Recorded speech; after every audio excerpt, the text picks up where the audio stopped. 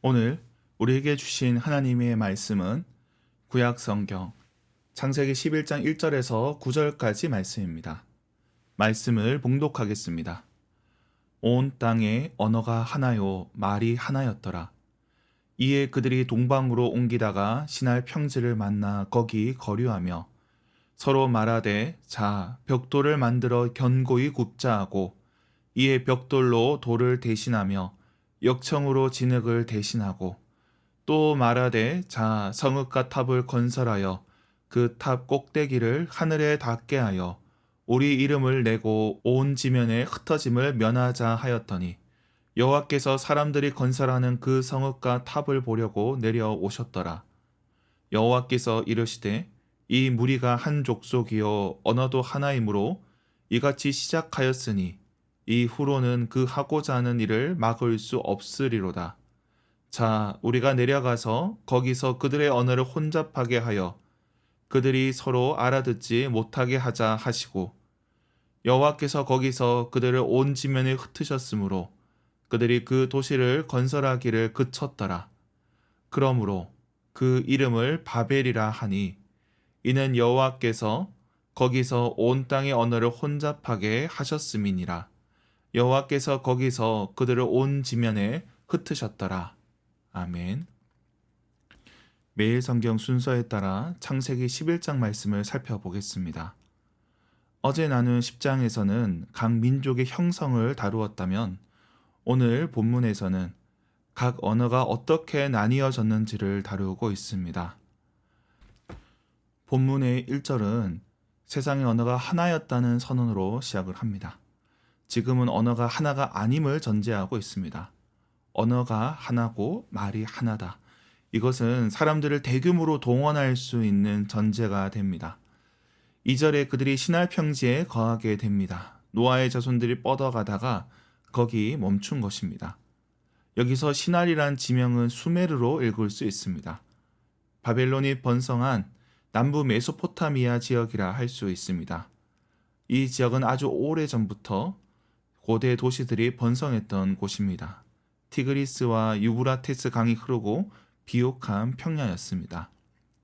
그런데 이들은 성읍과 탑을 건설하기 시작합니다. 이들은 돌이 아니라 벽돌로 쌓기 시작을 합니다. 근데 이들이 건설하는 목적은 두 가지입니다. 그들의 이름을 내고 흩어짐을 면하자는 것입니다. 그러나 하나님께서 이들의 성읍과 탑을 보시고 내려오셔서 이 모든 일들을 막으십니다. 그들의 언어를 혼잡하게 하십니다. 그로 인해 그들은 소통할 수 없게 되었고 지면에 흩어지게 되었습니다. 나라가 사라지게 된 것입니다. 이처럼 9절은 하나님께서 언어를 혼잡하게 하신 이유를 설명을 하고 있습니다. 오늘 본문을 볼 때 우리는 언어의 혼잡에 대해서 묵상해야 합니다. 언어가 하나일 때는 사람들이 획일적일 수밖에 없습니다. 하나의 생각, 하나의 목적을 위해 동원이 됩니다. 거기에 어떤 개별적인 이름들은 없습니다. 하나의 생각 아래 익명이 되는 겁니다. 마치 전체주의 국가처럼 되는 겁니다. 그 속에 각 사람은 노예가 되어 갑니다. 오늘 본문의 성읍과 탑을 건축할 때 저들이 벽돌을 구워서 건축을 합니다. 근데 우리가 이 말씀에서 출애굽기 말씀을 연결해서 볼 수 있습니다. 히브리 노예들이 애굽에서 건설을 할 때 벽돌을 구워서 국고성을 짓습니다. 이처럼 히브리 노예들이 고통받았듯이 오늘 본문에도 고통받는 자들이 있었을 겁니다. 어느 시대나 대규모 토목 공사는 쉬운 일이 아닙니다. 많은 사람들이 죽거나 다칠 수 있습니다. 그런데 하나님께서는 저들의 언어를 혼잡케 하심으로 그들을 건져내시는 겁니다. 이를 생각해야 됩니다. 물론 언어가 나뉘어지면서 또 많은 분열과 갈등이 따라올 수밖에 없습니다. 이러한 갈등의 문제는 신약에서 오순절 성령 강림 사건과 함께 극복이 됩니다. 성령께서 임하셨을 때 마가의 다락방에는 분열과 갈등이 사라졌습니다. 계급과 지역색이 흩어지게 되었습니다. 그리고 그들은 나가서 각 나라의 말로 복음을 전하게 됩니다. 흩어진 민족들, 그들의 언어를 없애고 하나의 언어로 통일하는 것이 아니라 그들의 말로, 그들의 언어로 복음을 전했던 것입니다. 언어가 나뉘어지게 된 건 죄로 인한 것이지만 구원의 사건입니다. 또한 나뉘어진 언어의 문제는 하나의 언어로 획일화되는 것이 아니라 성령으로 하나 되어야 함을 기억해야 합니다. 나의 언어를 강요하는 것이 아니라 상대의 언어로 말하는 것입니다. 이 점을 기억해야 됩니다. 또한 오늘 본문에서 우리는 세상 나라들의 허망함을 살펴볼 수 있습니다. 이들은 자기 이름을 위해 흩어짐을 면하고자 탑을 쌓았습니다. 저들의 교만함이 드러납니다.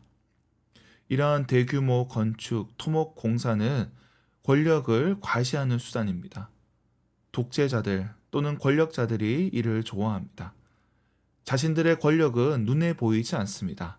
그런데 이러한 보이지 않는 권력을 건축으로, 부피를 가진 실체로 보여주는 겁니다. 그런데 오늘 본문은 그들의 이름을 말하지 않습니다.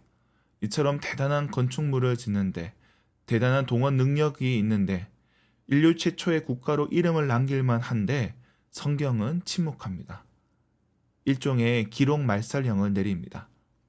자기 이름을 내기 위한 자들, 그렇게 하나님을 대적하는 자들에 대해서는 이름을 기억할 가치가 없다는 것입니다.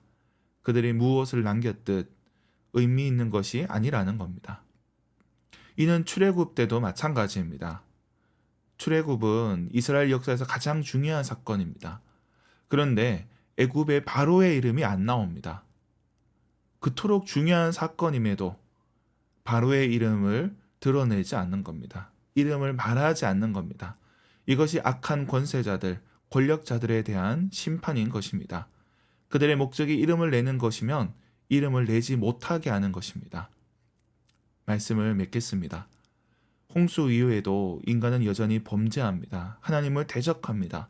허망한 이름에 사로잡혀 쓸모없는 건물을 짓습니다. 그렇게 사람들을 고통스럽게 합니다. 오늘날에도 그렇습니다. 그러나 하나님께서는 고통받는 자들과 함께 하십니다. 권력자들의 언어가 아니라 각 나라와 민족의 언어를 회복하게 하십니다. 헛된 이름을 위해 사는 것이 아니라 자기의 삶을 살게 하십니다. 오늘 본문이 권력자들과 세상의 제국들을 향해서는 심판의 말씀이지만 그러나 연약한 자들에게는 구원의 말씀이 됩니다. 그 구원이 우리에게 임하였습니다.